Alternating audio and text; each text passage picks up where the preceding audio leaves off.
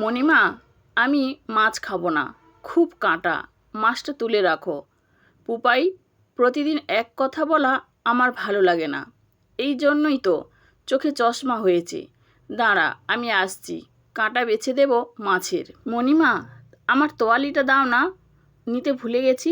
সত্যি ছেলে মেয়েগুলো শুধুই বড় হয়েছে, কোনো বুদ্ধিই হলো না। সারাক্ষণ মণিমা আর মণিমা। তুলিকে তোয়ালি দিয়ে পুপাইয়ের মাছের কাঁটা বাছতে যায়, তার মধ্যেই আবার ডাক পড়ে, মণি, আমার শাড়িটা একটু ধরে দিয়ে জানা, পিন নিয়ে আসিস একটা। যাচ্ছি দিদি ভাই। পুপাইয়ের মাছটা বেছে দিয়ে হাতটা ধুয়ে ততক্ষণে আর একজন এসে আঁচলে টান দিয়েছে, আমার পুতুলকে একটু শাড়ি পরিয়ে দেবে। ওকে কোলে তুলে নিয়ে ছর্দি ভাইয়ের শাড়িটা ঠিকঠাক করে দেয় মণিমালা। দেখ তো ব্লাউজের পিঠটা কেমন হয়েছে, ভালো করেছে না? তোকে বললাম একটা দুটো ডিজাইনার ব্লাউজ বানা, কি সুন্দর ফিগার তোর।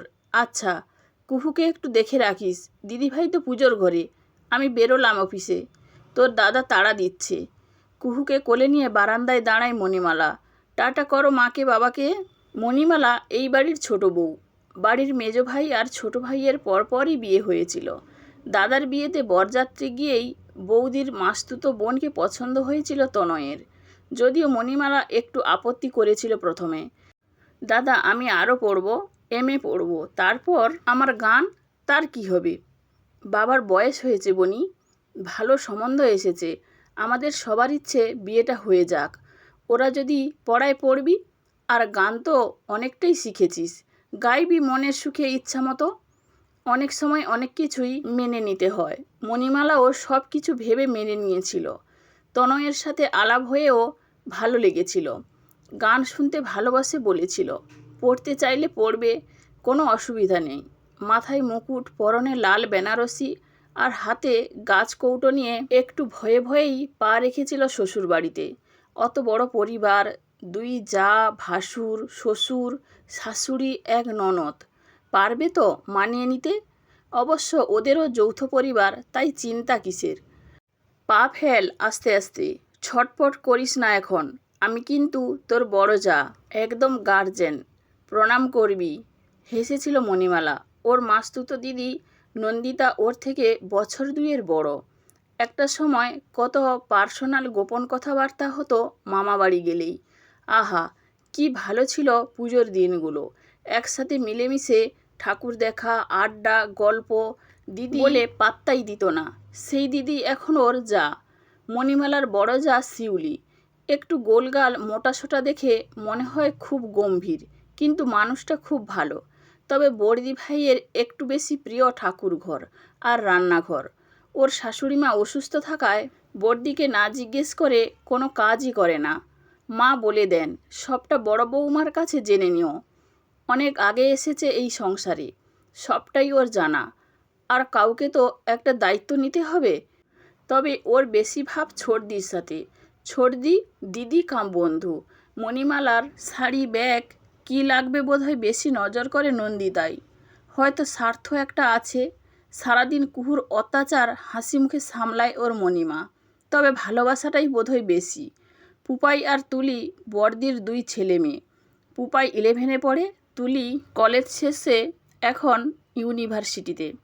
ওদের নিয়েই আর সংসার সামলে দিন কেটে যায় মণিমালার। আর মাঝে মাঝে মন খুঁজে বেড়ায় তনয়কে। বিয়ের পরের 2 বছর স্মৃতি হয়ে মনের মণিকোঠায় আছে আজও, সেই স্পর্শ, সেই ভালোবাসা, আর একান্ত কিছু মুহূর্ত আজও ছুঁয়ে যায় মণিমালাকে দীর্ঘশ্বাসে। তনয়ের পথ চলা থেমে গিয়েছিল, তনয়ের সুগার ছিল, ওরা বলেনি, হয়তো বলার প্রয়োজনই মনে করেনি। তারপর হঠাৎই একদিন চলে যাওয়া। ইনসুলিন নিলেও অনিয়মও করতো প্রচুর, খেতে খুব ভালোবাসত। মণিমালার কথা শুনতো না, দাদাদের কথাও শুনতো না, বলতো দুদিনের জীবন, খাও পিও জিও। বাড়িতে একটা ভাঙন এলেও মনির ভাঙা মনকে আর কেউ ভাঙেনি, বরং ওর দাদারা নিতে আসতে চাওয়াতে শ্বশুরমশাই আর জায়েরা আপত্তি করেছিল, বলেছিল নিজের বাড়িতে নিজের ঘরে আছে, পড়াশোনা, গান, যা করতে চায় করুক। মনির 3 ন্যাওটা, যাদের মণিমা ছাড়া একদমও চলে না, তারাও পা জড়িয়ে ধরেছিল, তুমি যেও না প্লিজ, মণিমা যেও না। তুলি, পুপাই আর কুহু মণিমালার 3 বন্ধু, যাদের ফুচকার ভাগ মণিমালাকে না দিলে ওদের ভাত হজম হয় না। এমনকি ধৈর্য ধরে তুলির সাথে অর্কের ঝগড়া, প্রেম আর খুনসুটির গল্পও শুনতে হয় মণিকে। আজকাল তো তুলি মণিমার ঘরেই পার্মানেন্ট শেল্টার নিয়েছে, কারণ এখানে শুয়ে অর্কর সাথে গল্প করতে পারে ইচ্ছে মতো। বাড়ির সবাই ভাবছে এবার ওদের বিয়েটা হয়ে যাক। কি রে, এবার বিয়েটা করবি তো? আর কতদিন এইভাবে চলবে? আমি তোমাকে ছেড়ে কোথাও যাব না। যদি যাই তোমাকে সাথে নিয়ে যাব। তোর মাকে সাথে নিয়ে যা, তোর সাথে থাকবে। ধুর, মা সারাদিন পুজো করে, না হলে রান্না করে।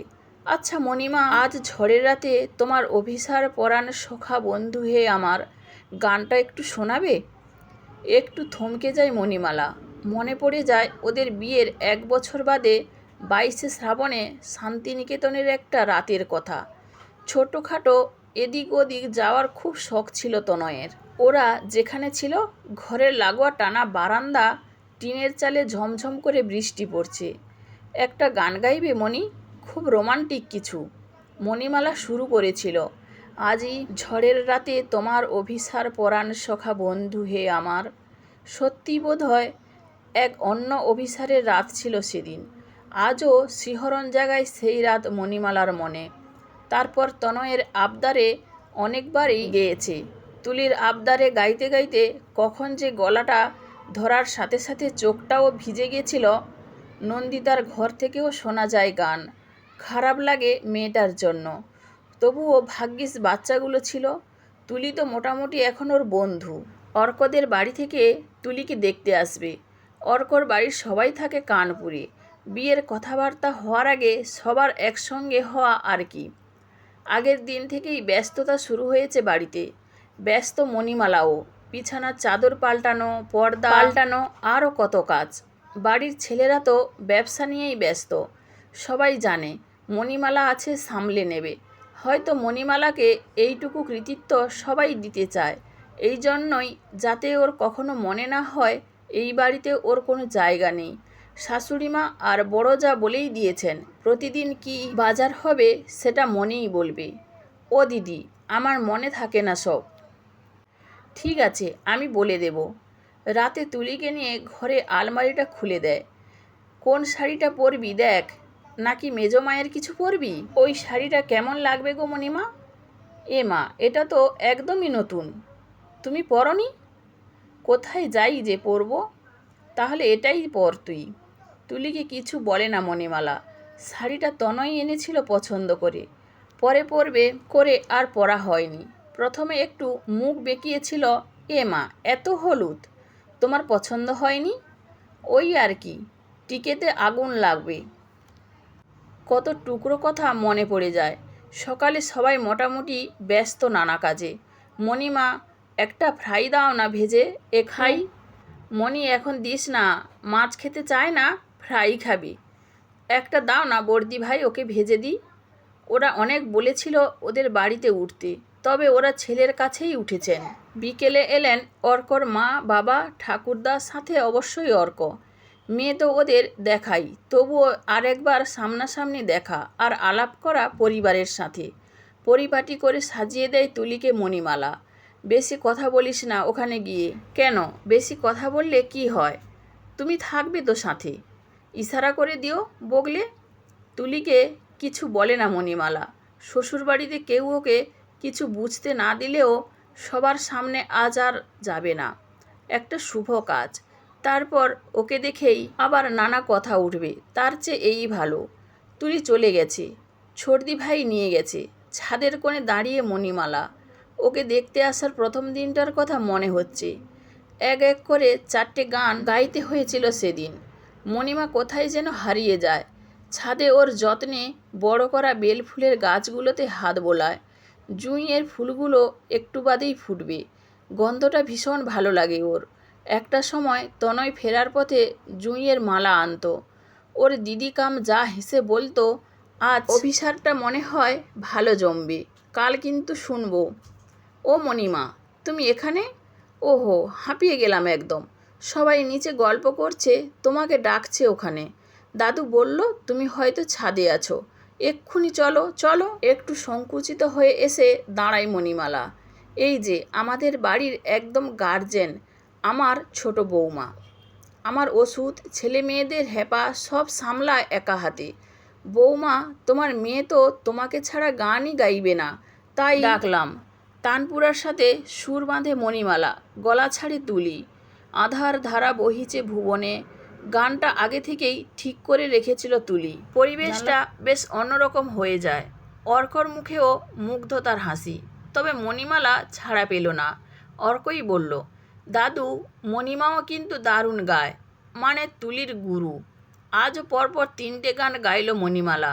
যাক, সব ঠিকঠাক মিটে গেছে বাবা, সবাই শান্তি পেয়েছেন। অনেক দিন বাদে বাড়িতে যেন একটু স্বাদ বদল হলো। তুলির বিয়ের কথা হয়ে গেল কিছুটা, তবে তারিখটা পরে ঠিক হবে একটু চিন্তা ভাবনা করি। মাঝে কেটে গেছে প্রায় মাসখানেক। ডাকবক্সের চিঠিগুলো মণিমালা এনেই শ্বশুরমশাইকে দেয়। বাবা চিঠিগুলো টেবিলে রইল, দেখে নেবেন। রাতের খাবারটা সবাই একসাথে বসে খায়। খেতে দেয় 2 দিদি ভাই। মণিমালা তখন কুহুকে খাওয়ায়, তারপর ওরা খেতে বসে। আজ অর্কর দাদু আমাকে একটা চিঠি পাঠিয়েছেন। অনেক দিন বাদে কারোর কাছ থেকে চিঠি পেলাম। আসলে আমরা বুড়োরা চিঠিতেই বেশি অভ্যস্ত, গুছিয়ে অনেক কথা বলা যায়। আমার কাছে আবদার করেছেন প্রতিদিন সকাল বিকেল মণিমালার গান শুনতে চান। মানে সেটা কি করে সম্ভব আবার? ওদের মণিমালাকে পছন্দ হয়েছে, ওকে বাড়ির বউ করতে চান। সবারই খেতে খেতে হাতটা থেমে যায়। মণিমালা, কার জন্য ওকে পছন্দ হয়েছে? উনিই কি আবার বিয়ে করবেন? তুলির বাবা বলেই ফেলেন, সত্যি তোর আর বুদ্ধি হলো না? কদিন বাদে শ্বশুরমশাই হবি এই বুদ্ধি নিয়ে? তাহলে ওর ছোট ছেলের জন্য, মানে অর্কর কাকানের জন্য।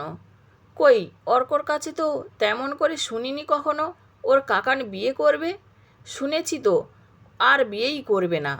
হয়তো ভেবেছিল এক সময়, তবে এখন মত হয়েছে। ওরা খুব অনুরোধ করেছেন একটু ভেবে দেখতে। আমরা যেন অবশ্যই তাড়াতাড়ি জানাই ভেবে আর কথা বলে। সবারই একটু অস্বস্তি হয়। সংসারটা বেশ চলছিল ছন্দে। মণিমালা ছাড়া সংসারটা চলবে কি করে? কুহু, পুপাই ওদের তো চলেই না মণিমা ছাড়া। আর তাছাড়া বাড়ির বউয়ের বিয়ে হবে মানে একই বাড়িতে কাকিমা আর ভাসুরঝি যাবে। আমার ঠিক ভালো লাগছে না। মণিমালার বড় ভাসুর বলেন, আমার কিন্তু খুব ভালো লাগছে বাপি। মণিমাকে আমার সাথে নিয়ে যাব। আহা, আমার আর কোনো সমস্যা থাকবে না। আমারও খুব ভালো লাগছে মণির যদি আবার একটা কোনো সঙ্গী হয়। কুহু তো কদিন বাদে বড় হয়ে যাবে, পুপাইও। তখন মণি কি করবে? আমিও তাই বলছিলাম, থাক, মা আর মেয়ে এক ঘরে। তোমরা বৌমাকে রাজি যদি করাতে পারো দেখো। তুলি আর নন্দিতা চোখে চোখ মেলায়। অর্ককে অনেক থ্যাঙ্কস। মণিমার গানের ভিডিও দিয়ে ওই তো কাকানকে ইমপ্রেস করে রাজি করেছে। ধনুক ভাঙা পণ ছেড়ে হ্যাঁ করেছে ওর কাকান। সবার কাছে না করলেও শ্বশুরমশাই আর তুলির কাছে আর না করতে পারল না মণিমালা। মণিমা, আমার যে কি ভালো লাগছে। তুমি আগে গিয়ে একদম লাল চওড়া পাড়ের শাড়ি পরে আমাকে বরণ করবে, দুধ আলতায় পা দেওয়াবে। আমি তার আগে বেশ মজা করে নেব তোমার বিয়েতে। গতকাল অভিজিৎ মানে অর্কর কাকান এসেছিল ওদের বাড়িতে। মনে তখনও ঝড় উঠেছে মণিমালার। সত্যি কি একই জীবনে বারবার অভিসার আসে? তবে অভিজিতের হাসিটা অনেকটা তনয়ের মতো। ওর ছাদের গাছটায় অনেক জুঁই ফুটেছে। এক মুঠো এনে কাচের বাটিতে ছড়িয়ে রেখেছে মণিমালা। ওর চোখে জমেছে জল। মণিমা, ফুল সকালে ফোটে রাতে ঝরে যায়, কখনো বা রাতে ফোটে সকালে মলিন হয় তোমার ওই জুঁই গাছের মতো। তোমার জীবনের ঝরে যাওয়া ফুলগুলো আবার ফুটুক নতুন সুবাসে। তুলিটা যে কবে এত বড় হয়ে গেছে বুঝতেই পারেনি মণিমালা। হয়তো ওর মা থাকলেও এমনি বলতো। বন্ধুরা, গল্পটি যদি ভালো লেগে থাকে তাহলে প্লিজ লাইক, কমেন্ট ও শেয়ার করতে ভুলবেন না। আর নতুন বন্ধু হলে অবশ্যই সাবস্ক্রাইব করে সঙ্গে থাকবেন। ধন্যবাদ, ভালো থাকবেন।